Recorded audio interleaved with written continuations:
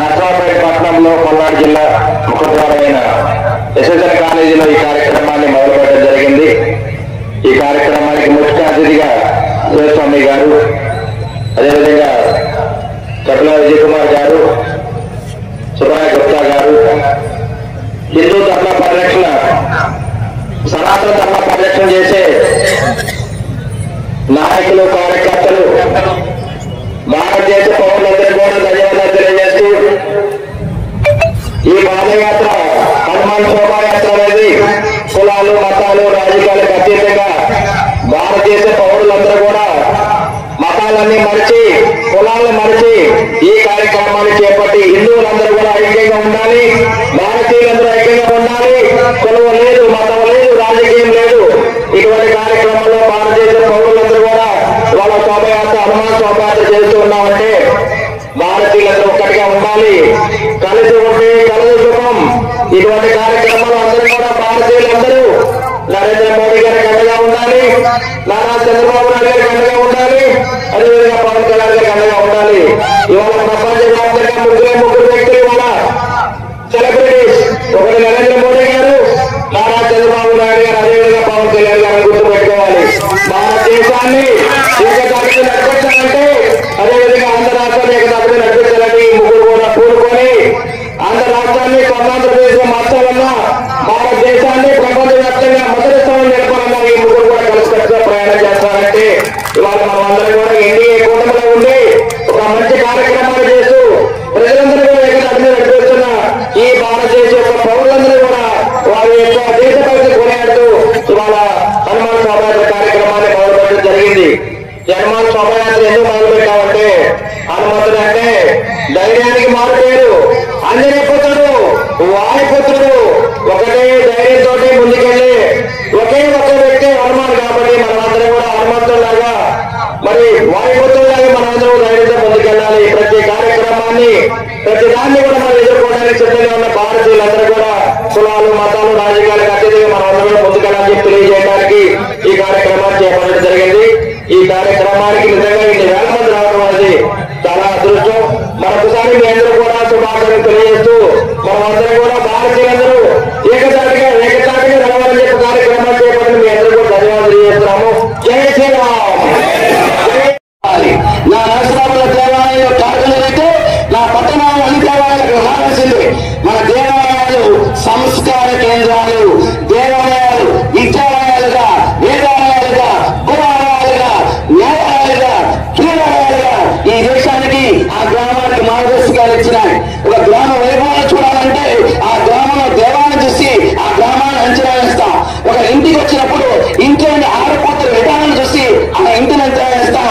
అప్పుడే వారితో సంబంధం కలుపుకుంటాం. అందుకే అన్నారు, అటు 7 తరాలు ఇది 7 తరాలు చూడాలని సత్యం పుట్టిందే అప్పుడు.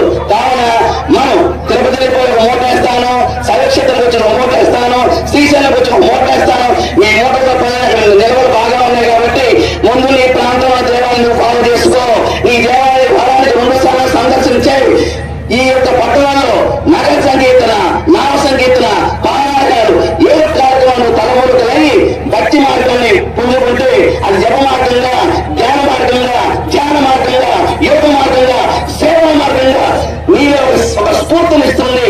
తద్వారా ఈ బలాన్ని, ఈ ముందు బలాన్ని పిల్లలకు అందచేయాల్సిన బాధ్యత మనకుంది. మన సంస్కృతి, మన సాంప్రదాయం, మన ఆచార వ్యవహార విలువల్ని మనం పెంపొందించుకుంటూ ముందుకు రావాలి. ఈ శరీరాన్ని ఇచ్చాం, రక్త మాంసాలు ఇచ్చాం, మన సంపాదించిన ఆస్తి వాస్తులు మనం ఇచ్చాం. మీరు ఇచ్చిన మీ పాపము పుణ్యము రెండు మీ పిల్లలకు వచ్చి తీరుతుంది. ఒక మంచి కార్యక్రమం చేస్తున్నాం కదా, మంచి ప్రదేశము, మంచిని చేసిన వారు, మంచిని చూసిన వారు, మంచిని విన్నవారు, వినివే చెప్పిన వారు ఈ 5 పుణ్యం వస్తుందండి.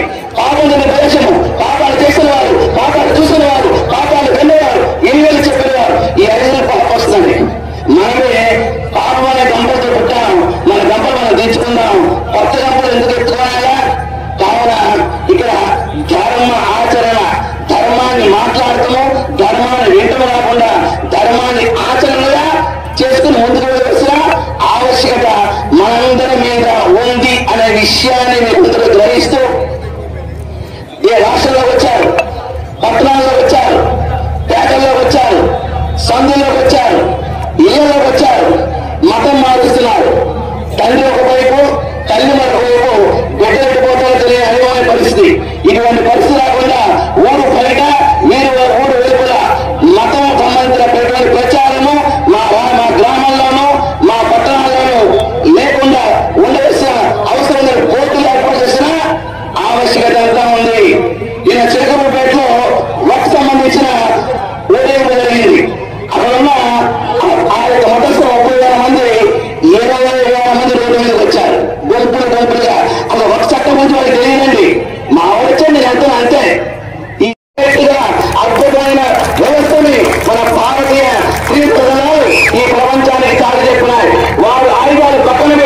అది చైనా వాళ్ళు కానివ్వండి, అమెరికా వాళ్ళు కానివ్వండి, టర్కీ తుర్కిస్తాన్ వాళ్ళు కానివ్వండి, వారి వాడని ఛేదించుకుంటూ మన యొక్క వెపన్స్ వెళ్ళిపోయి ఊరు చూసి పెట్టినట్టు కరెక్ట్ గా ఆ ఉగ్రవాద శిబిరం మీద దాడి చేసి వెనక్కి రావడం అంటే అది చిన్న విషయం కాదండి. ఒక ఆడపడుతుల యొక్క బొట్టు తినిపేస్తేనే హిందూ సమాజం ఎలా అయితే సంఘటితమైందో ఆ శంకర శక్తి నేను నివసిస్తున్న ప్రాంతం, నా ప్రాంతంలో ఆ మార్పు రావడం కోసం ఈ చైతన్య యాత్ర. ముందు నేను మారాలి, నేను మారితే నా గృహం మారుతుంది, నా గృహం మారితే నా గ్రామం మారుతుంది, నా గ్రామం మారితే నా జాతి వైపు ఈ ప్రపంచాన్ని ఉంటుంది. ముందు మారవలసింది నేను ఇక్కడ సమన్వయంగా సంఘటితంగా ఆధ్యాత్మిక వాతావరణంలో అందరినీ కలుపుకుంటూ గొప్ప హిందూ చైతన్య భారతి అనే పేరుతో ఇక్కడ వేదిక మహానుభావులు చక్కటి రూపకల్పన చేసి గడపలోపల కులం గడప బయట హిందువులు అనే నాదంతో హిందువులం ధర్మ బంధువులం, ఇంకా హిందువులు బంధువులు అన్నారు ఆయన ప్రసాద్ గారు.